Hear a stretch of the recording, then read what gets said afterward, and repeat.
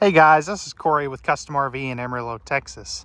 And today is going to be another part of our series for tips and tricks for first timers or seasoned veterans that may be getting a new RV. And today we're going to go over how to properly operate your RV's power awning. So there's many different types of power awnings, many different brands. We're going to go over the one on this Rogue toy hauler today, and this will get you the gist of things. Some things may be slightly different, but where it does differ from this particular one, I will point that out.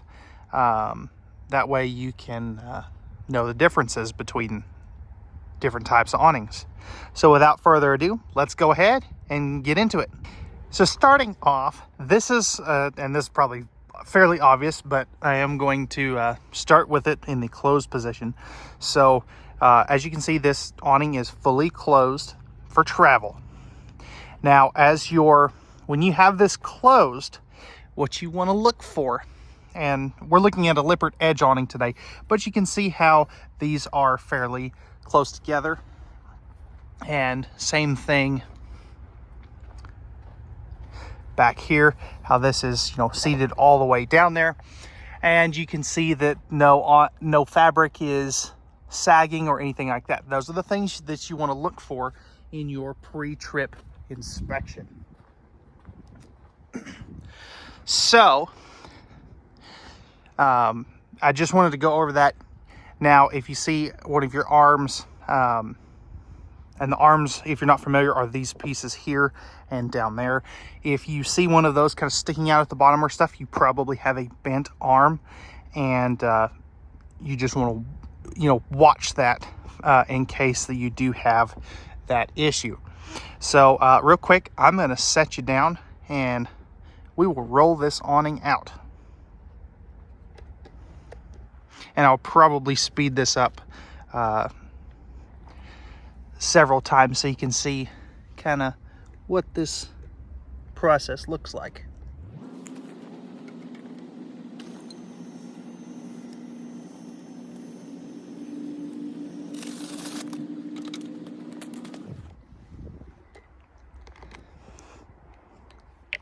Okay, so we have got this awning completely rolled out now.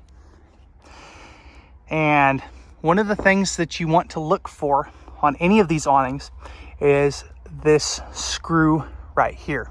So what this is your adjustment screw. So when you loosen this all the way, this will let you pitch the awning for water runoff and things of that sort. So anytime that you run this awning out, you want to make sure that these are completely tightened. I'm going to leave that loosen so I don't forget to do that. But you want to make sure that screw, if you have that, is fully tightened. Now, you don't want to crank it down as hard as you can. You just want to make sure that it's snug, because what that's going to do, if the wind kind of decides to pitch it just a little bit, it's going to attempt to keep it from going over the top of your trailer. Now, a common misconception that people have with these awnings is these are not designed for, I would say, wind more than about 15 or 20 miles per hour. So these are good for light breezes and light rain. If it's going to thunderstorm, or if it's pouring, you want to make sure and put the awning away. As it's raining, you can see this is kind of pitched just a little bit. But you want to make sure that your awning is always pitched one direction or the other, because that will allow the water to drain and it will keep you from bending that tube. Now, one of the things that I personally do with the awning on my fifth wheel that I have is we tie these each end of the awning down, and what we'll do is we will use a 40-pound cinder block and an awning tie down kit that we wrap around the cinder block, and those are available through any RV dealer. We can order those for you, or you can find them on Amazon, things like that. But I recommend every RVer has that, and I'll post a picture of one of those right here. That way you can kind of see what it looks like. Now, some questions that I get with fairly, with actually quite often, I guess is how I want to word that, is one, if I leave the camper, should I put my awning away? And the answer is yes. If you're not able to keep an eye on this, put it away. If you're going, even if you're going down to your friend's campsite that's several down, leave your awning shut, because all it takes is one gust of wind to flip the awning over the camper. I've had that happen to me personally before. We were at a lake in New Mexico, and dust devil came along that we weren't expecting, and it flipped the awning over the trailer. So one of the other questions that I get is, my awning doesn't have that screw, how do I pitch it? And if it doesn't, you'll just grab basically where these two meet and pull straight down. There's several different kinds. This is just a generalized video. There's also some specialized ones like a Thule box awning, things of that sort. And this video really doesn't apply for those, but the same general concepts will work great for those.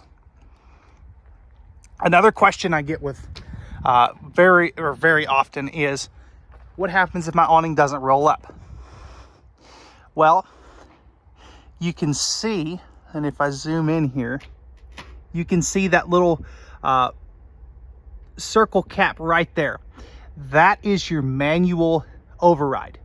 So if you ever have a motor failure, or the power in your RV isn't working, let's say your battery goes dead, you can pop that cap off and run this in with a socket or a cordless drill. So I always like to mention that to people as well, because every one of these power awnings has a manual override in, for that exact situation. So now let's go ahead and discuss how we put these away. So you've got your awning pitched, you've tightened down these screws. The first thing you're going to do is you're going to come and loosen these screws.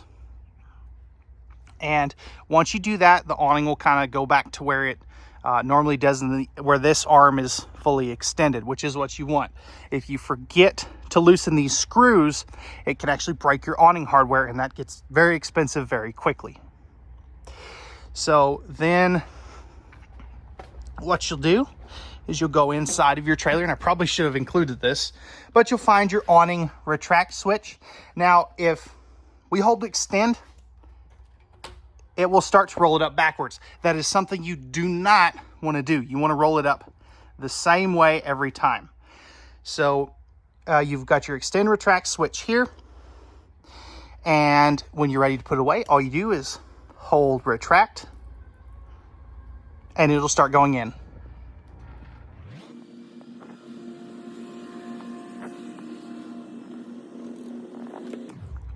And that, my friends, is how to properly use your awning.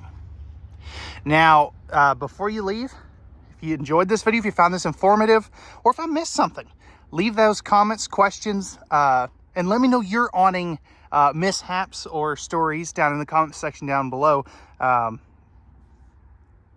It's always good to learn from other people's mistakes and or things that they do. But if you enjoyed this video, hit that like button for me down below. Leave a comment. Let me know how we're doing. I'm going to try to do one of these videos a week, just on general tips, tricks, and RV buying, go through the RV buying process and how to operate these things. So again, if you do me a favor, hit that like button. If you're new to the channel, feel free to hit that subscribe and notification bell down below. That'll help you stay up to date with all of our videos. We hope that you enjoyed. We thank you again very much for watching. We hope to hear from you soon, and have a wonderful rest of your day.